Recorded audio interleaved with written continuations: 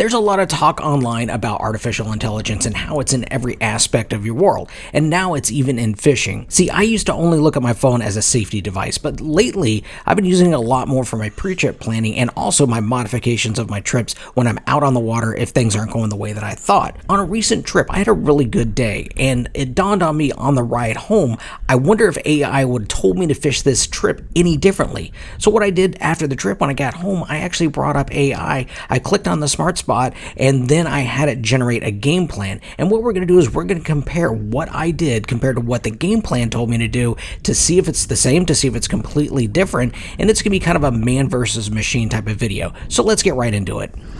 Okay, got out on the water and got the kayak launched.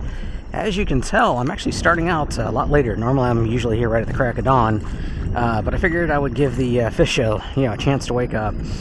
We had a little bit of a cold front come through, and the water temperatures dropped a little bit, so I figured I would let this water warm up a little bit. Unfortunately, the wind's a little bit more than I thought it was going to be, so I'm definitely going to be seeking some wind protection. So the plan for the day is I'm going to get on the backside of these islands right here and just kind of bounce around from point to point to point in coves and kind of try to pattern these fish out and see if we can find them, and then eliminate some of this water where they're not going to be at, and come back, work my way back, and just hit up those spots where I am finding fish, and that way we can kind of go through the area a little bit quicker. So that is going to be the plan, and we're going to get right into it. Well, I found the school. There's a big old push right out in front of me, and right there, look at that. That is definitely a big old school right there. They're all in this one pothole right in here. And man, I've been out here fishing for a couple hours, and I have not seen one fish. And sure enough, just like these winter patterns are, I mean, this is normal stuff. This is, these fish are all going to be grouped together, and you might have to cover some ground in order to find them. But when you find them, they're going to be thick. There we go. Got the tweaker in there. Let's get him going. See if we can catch us some more. Now, a lot of times what will happen is these fish will group up in size. So more than likely, the other fish that I'm going to be catching out of this school is going to be that same size. But definitely a fun size. So let's get at it and see if we can find them again.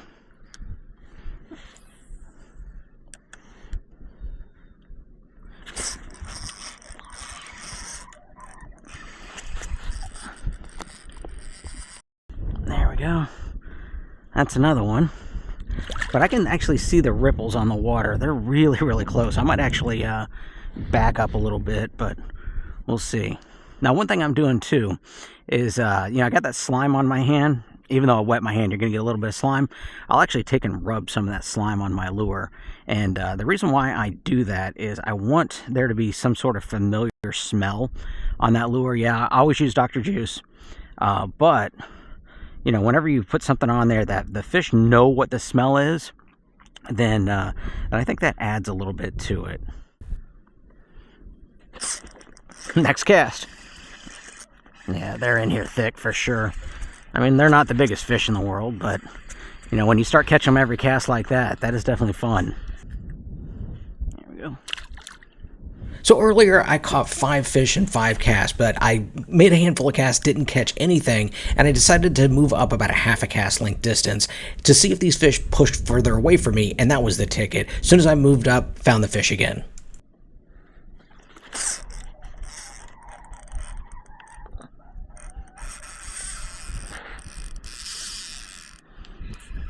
Found the school. Now this one is my medium light, so these smaller fish put up a pretty good fight on this. But I still have to be careful though. I can't horse these in because I'm still only using 12-pound leader. I can see fish over there on this little sandbar right here.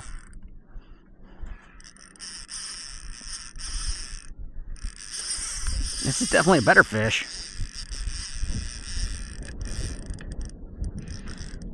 I can feel his tail slapping up against that line. There we go.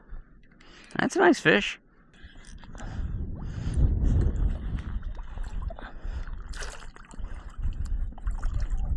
There we go. Nice. There we go. Ooh, came off. Came off. I can tell my lure's all messed up. Yeah. Okay, so in that last one, the twist lock got pulled out of the front of that lure, so it's kind of wallered out that hole. So all I'm going to do is I'm literally just going to pull that end off. I'm going to have a new fresh piece right there, and I'm going to use that same lure again. So something else I had to do real quick was I'd lost that fish on a hook set, so I checked the tip of my hook, and if I rub my finger forward, I can actually feel a little burr at the end of that hook. So what I'm going to do is I'm just going to take this off. I'm going to sharpen it later, but I'm going to put a new hook on there. That way I know when I go to set the hook in that next fish, that little burr is not going to keep me from sticking it. So definitely check that out. If you miss a hook set, make sure your hook is still sharp and that tip, that point of that hook hasn't folded over.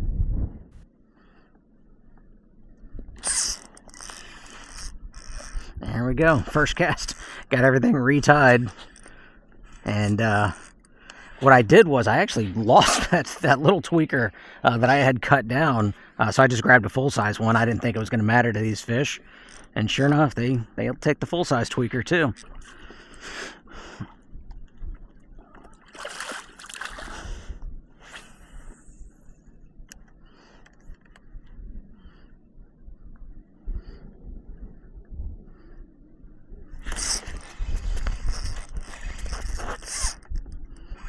I was getting worried there. I went about 4 casts without getting a bite.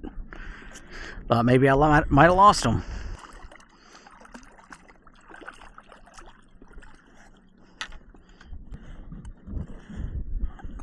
There we go, on that same tweaker.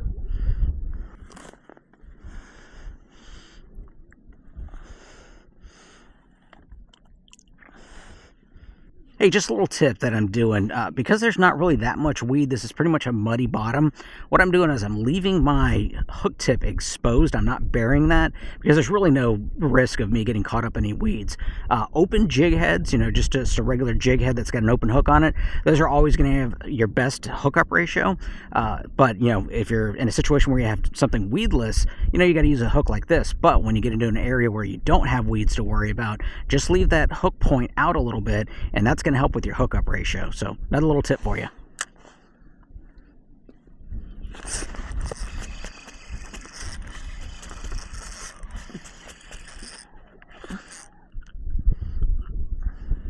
Little guy. Hey, just to explain how I was working the tweaker is all I was doing was raise my rod tip up gently. I wasn't using really sharp snaps, but just raising it up. And then as I was lowering my rod tip, I was just reeling in that slack. And I just repeated this motion. Because these fish were aggressive, I didn't have to work slow. I could actually work a little bit quicker and cover some ground.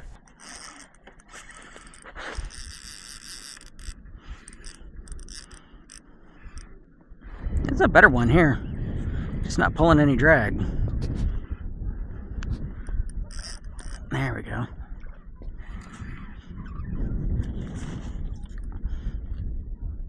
Underneath the kayak. They always go underneath the kayak. Come here, buddy. I'll get you off there.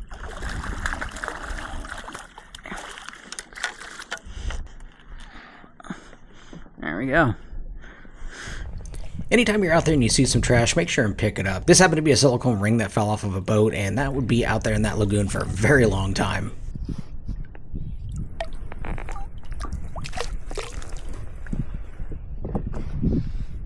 I did find this area that was absolutely loaded with these big black drum, but it was tough going. I couldn't even buy a bite except for this one.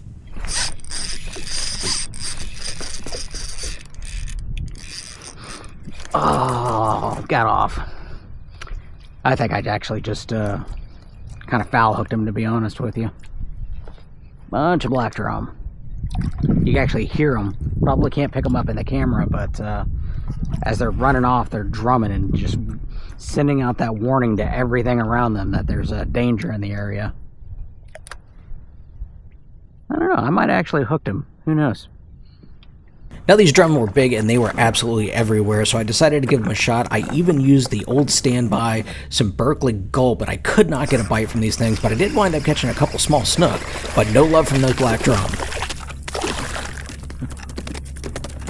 After that, I decided to go back and chase the reds, and they were right back where we left them. Look at the tail on that one.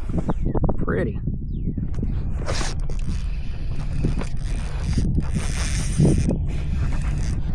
Tell you what, that just never gets old. Especially that sound.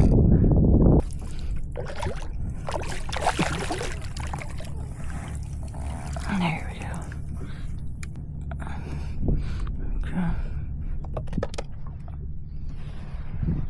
Another nice slot size red.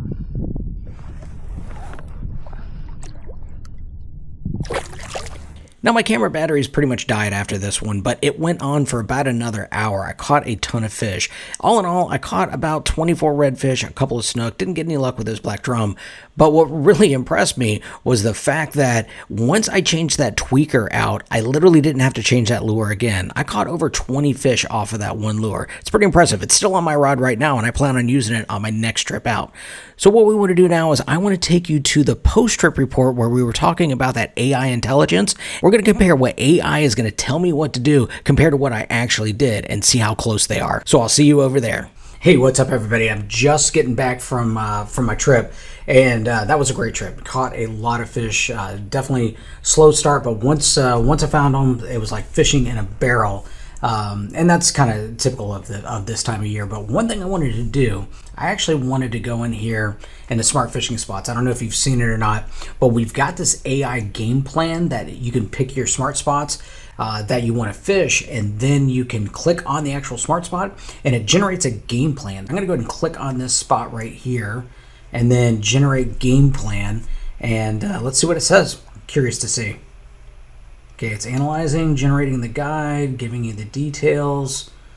Okay, I'll tell you what I'm going to do is I'm going to go ahead and as soon as this is done generating, I'm going to go ahead and just play the audio version of it and let Luke say it in his own words. Given the conditions you've described for your fishing spot, here's a detailed outline on how to fish effectively.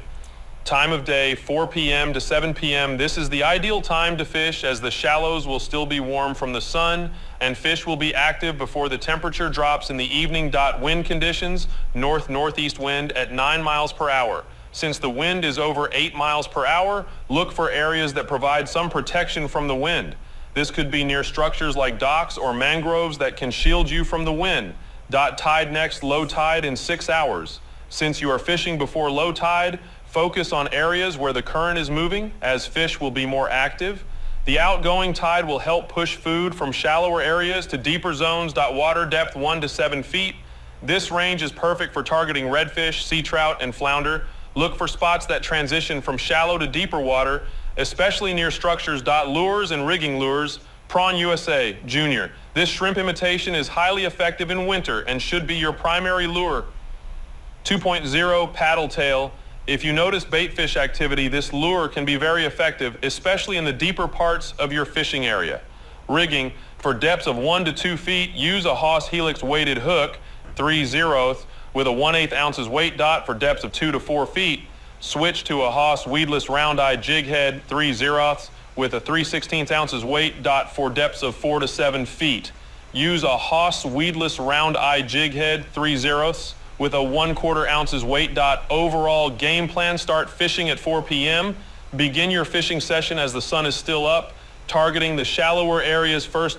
Focus on structure, cast near docks, oyster bars, or any rocky areas where fish might be hiding. The combination of structure and depth will increase your chances of a catch. Adjust depths. If you're not getting bites in the shallows, gradually move to deeper water up to 7 feet while maintaining your focus on structure. Watch the tide. As the tide begins to go out, keep an eye on the current and adjust your position accordingly. Fish will be more active as the current moves. Be patient and observe. If you're not getting bites, try varying your retrieve speed and depth. Fish can be finicky in winter, so persistence is key. By following this plan, you should have a productive fishing experience in your selected spot. Good luck. Well, this thing pretty much nailed exactly what I did. So there's some subtle differences here, but we'll break it down here real quick. It did say look for because the wind was at 9 miles an hour. It was actually gusting more than that. But it did say look for areas with some protection, and that's exactly what I found. The fish were not out in that open wind. They weren't necessarily in the calm part, but they weren't out in that the most part of the wind. It did talk about tides here. It's pulling information off of a tide station. Where I'm at is really not tidal. The tide doesn't move, but it does pull the tide information from that area.